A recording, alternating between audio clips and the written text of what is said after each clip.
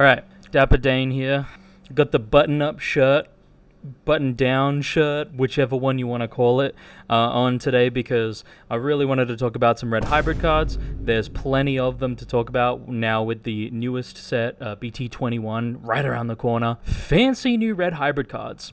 Now, if you're looking at the title of the video, the thumbnail, you might be thinking, but Dane, it says purple hybrid isn't dead.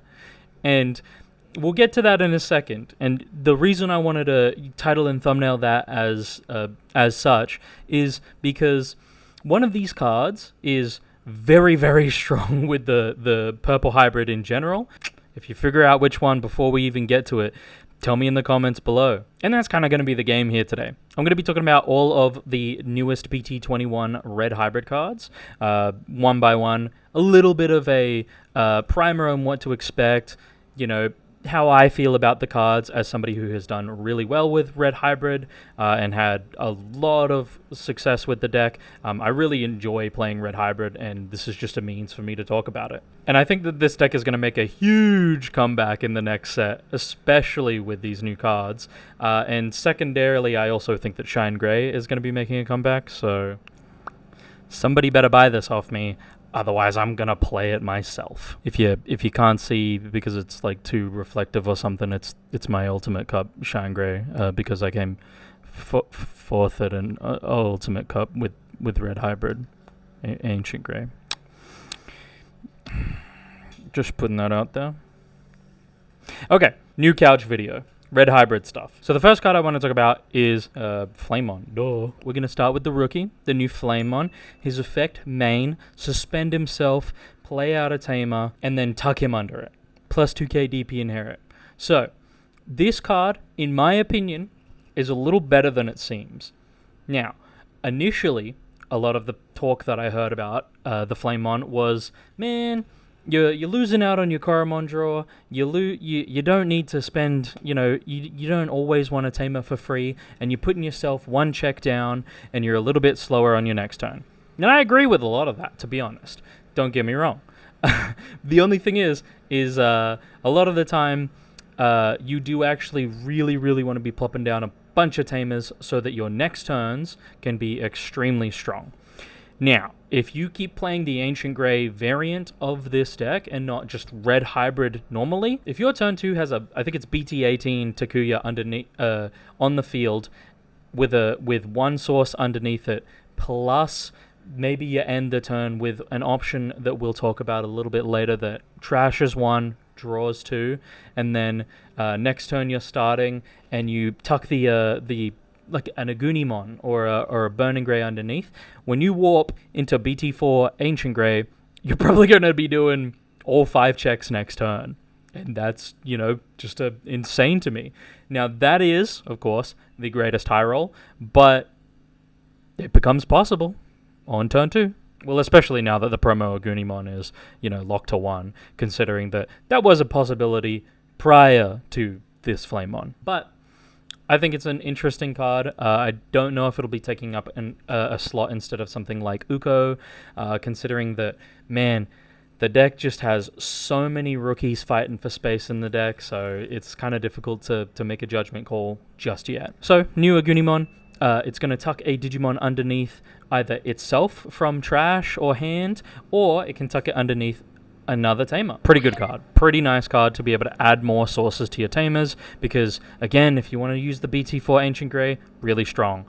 But it really, really looks like it's aiming towards this the rainbow version of Emperor Gray, which I don't really mind it. It's not been super fantastic to me, considering that it's a little less aggressive than a lot of the other stuff, but it's not too bad. And then obviously when attacking, reduce cost by 1 when you're digivolving into, say, Burning Gray or even your level 5. That's still pretty good. I think that's not too bad.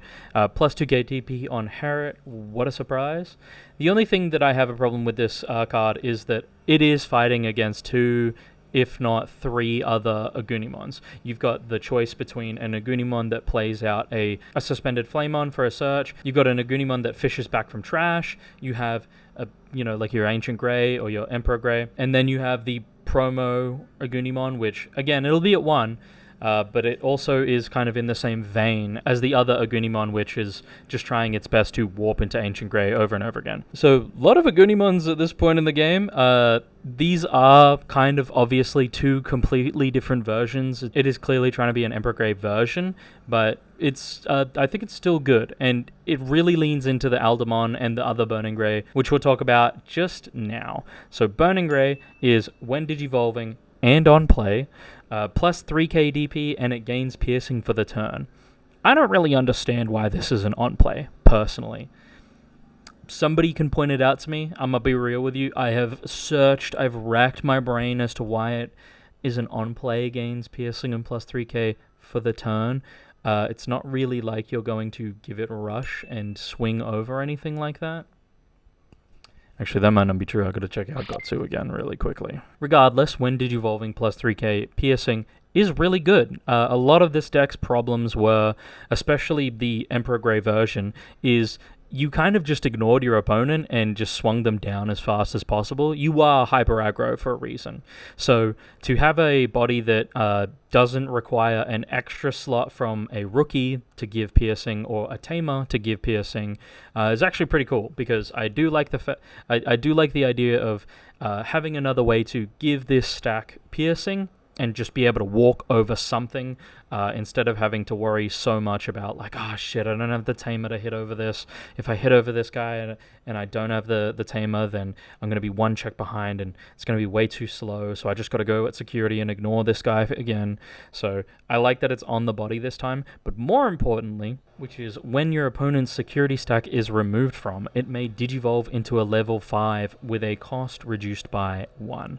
So that means I can I can pierce over something, I can hit security, reveal that security, and before the battle happens... Now listen, I'm going to be like 14k at this point already. It's not really a problem. I'm probably not going to die in the battle.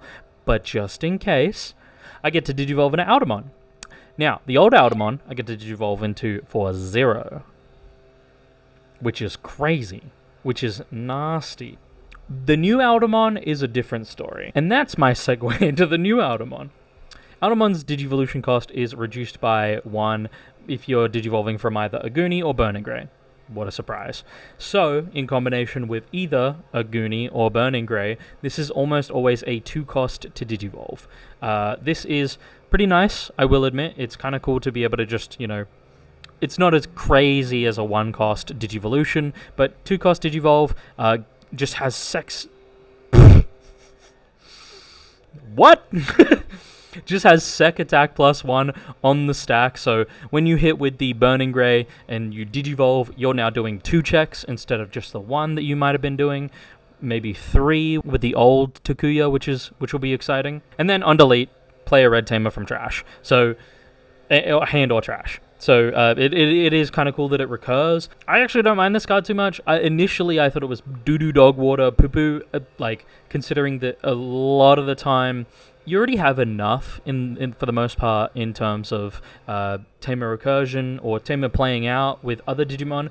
It does mean, kind of cool, it does mean that you can run a little less on the inherited to play out a inherited tamer for free, both the Aguni and the Flamemon, if you really choose to. That does mean that you really have to center your game plan around this Aldamon, though. And that's not hard to do, considering the next tamer that we're about to talk about. So I will, before I segue yet again into the new Takuya, I do want to specify that it's kind of sick that you could probably do upwards of 4 checks with just the Aldamon, considering that you can often just go Atomic Inferno into over the top of the Takuya from, I think, BT4, and then when you digivolve, he just has sec plus 1. So you can just do 4 checks, just like that. And speaking of tamers, again, hopefully the audio hasn't been fucked by this person down there with the lawnmower. Really hoping. Speaking of the tamer, which I haven't wrote down. Showing a little bit too much leg there again. Speaking of the new Takuya, this guy's kind of nice. This card is nice. 3 cost to play. Sure, we're getting it for free most of the time anyway. More importantly, now hold yourself back here for a second. So, a lot of the stuff being centered around this so far is you are doing your best to reduce the cost of your Digivolution by as much as possible. One of the biggest things that I have talked about that has been a problem for Red Hybrid for a little while now is it just needs memory. It just needs like a lot of memory to be able to Digivolve, hit something, hope for the best, and then just keep hitting your opponent as many times as possible in one turn. And now we have a card that reduces my level 4s to 0. Which is crazy, because on the surface, you have a level 4 that gets to swing and Digivolve into a level 5 with like 15k on turn 2. So, it's pretty good. Again, it is pretty darn good, because if I'm seeing 4 of my Atomic Infernos in my hand and I buff my guy pretty hefty on turn 2 and I Digivolve and then swing for 5 checks with just an Aldamon, I'm going to be feeling pretty good. That's pretty low commitment, to be honest. The only thing is that, again, Red Hybrid runs out of gas pretty easily. But wait! There's more! Because when you hit security with this tamer, you play out another tamer. For free! So next turn I have lethal. Wow! That's pretty crazy. Again, 3 cost, by the way. I've said it again and again. That's pretty nuts. Like, the tamer's good, all these levels are good. Is there anything that's bad? It's the Emperor Grey. The Emperor Grey doesn't feel great. The Emperor Grey looks pretty bad. I'm not going to lie to you. It does the same thing as the old Emperor Grey. Pop something with less DP than it. Sure. That's fine. That's pretty good. Blocker. It just has blocker on it, I guess. So it's a blocker in a hyper aggressive red deck. It unsuspends at the end of the turn. Now, granted, I will secede that there has been a fair few times when I'm playing Red Hybrid at events, tournaments, and whatnot, where I'm 1 hit away from killing my opponent, and I am just sitting there thinking to myself, please, please, please, I need a blocker. I wish I had a blocker. I wish I had 1 more turn. It's all I need. Putting it on the level 6, I don't know, dude. It doesn't feel great. It's not that exciting to have to pay 5, if not a little less, to get into it.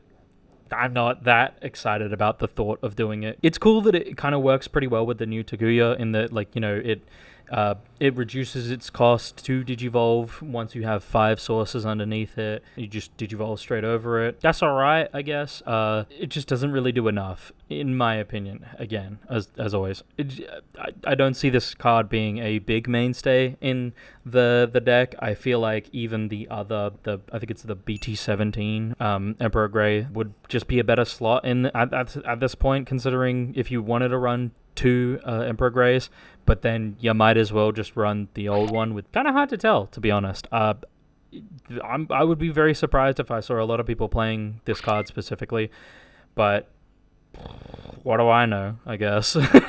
I definitely wasn't right about the Magna X profile, was I, guys? I mean, it only came 3rd at the 111-person regionals that just went by over the weekend, eh?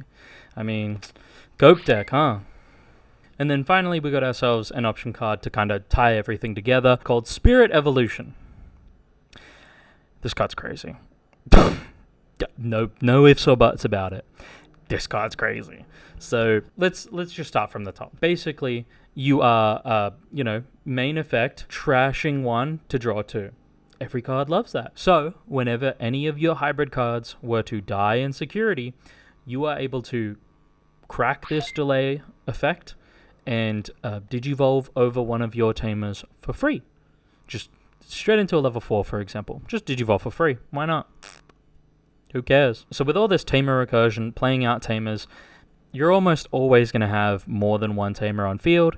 What this means is if you get this down early, the turn that it's on its delay effect, you can, Digivolve for free into one of your, off of the new Takuya, into one of your into one of your Agunis, tuck something underneath it with Agunimon, swing, Digivolve into BurningGrey, hit security, you're hitting over some Digimon that was suspended, you're Digivolving into Alda, you're doing 2, maybe 3 checks. Awesome. When we play out one of our tamers, either by deletion or by the effect of the Takuya inheritable under the stack, you get to crack this bad boy's delay. You are going to immediately Digivolve into another one for free and go again. So let's go a little bit further back to the top. The color requirements for this card can be ignored if you are to have a tamer on the field. So when I ask you, what other hybrid deck has tamers? All of them. And what other deck plays out tamers by effect for free? Well, I think there's one deck that we all have in mind, and it's Purple Hybrid. You see, you can run this card in Purple Hybrid. I know we've been blathering on about Red Hybrid this whole time, and I'm excited for these new cards, but I'm really not actually excited for this card to come out specifically for Purple Hybrid, considering that they just lost a card that gains the memory, sure, put it to 1, but now they have a card that instead of paying 2 to Digivolve in a Duskmon or 3 to Digivolve in a Duskmon, who cares? You could just do it for free, right? You could just Digivolve into Duskmon for free with 2 tamers on the field, swing Digivolve in a Velga that you put in trash because the main effect is trash 1, draw 2. Don't forget that. And then when you hit security and end of attack delete yourself, from Velga's effect, of course, you're deleting everything else on board and then triggering the effect of this option to Digivolve over another tamer into Duskmon. Yeah, I don't know, this card's... Yeah. So after doing a video a couple of weeks ago about how positive I am about the game state and how much fun I'm having, Bandai said, hold my beer, and printed this card, 2 days afterwards. This card is nuts, dog. It's kind of insane. What's even more insane about it is, when we think about the Ginkaku Rush promote as well, it's not even like you had to have set up 2 tamers. You just get to give a rush, and then do it again. So to conclude, these cards are really cool. I really am excited for how Red Hybrid is going to look in the next set. I'm not excited for how Purple Hybrid is going to look in the next set, considering that this card is pretty nutty. Let me know what your thoughts are on the cards. Tell me if you're excited to be playing with the new cards coming. We talk a lot about builds like this, which there should have been an example build up at some point in the Discord. So if that interests you, please come and have a gander, because fucking hell, we post some competitive stuff.